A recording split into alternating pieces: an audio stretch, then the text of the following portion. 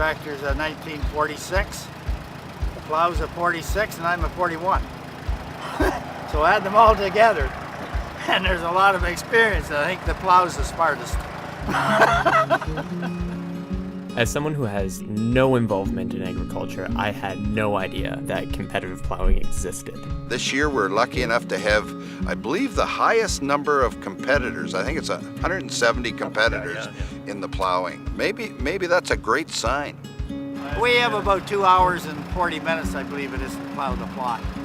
You're scored out of 200 points, and every aspect of it has so many points. But your main thing is straightness.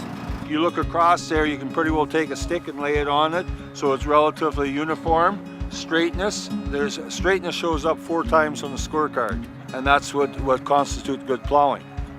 I think a lot of people just assume that plowing is just plowing, but there is a lot of technique and skill and preparation and improvising that you really have to go into to plow effectively and competitively.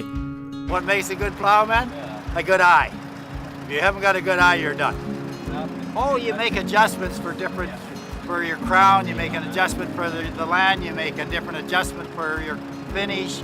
It's a bit of a balancing act because on one hand you want to be going slowly and you want to be detail oriented so that you're making the straightest furrows possible, but at the same time you only have a certain amount of time to plow a plot of land that is so big.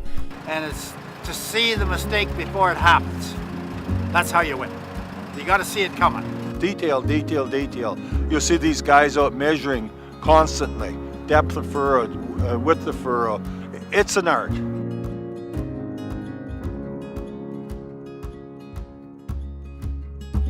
The horse plow, to be able to manipulate a plow with the handles or by lifting up or turning, you can make that plow just walk whichever way you want it. The work and team sort of aspect between the driver and the trainer of the animals and the animals themselves.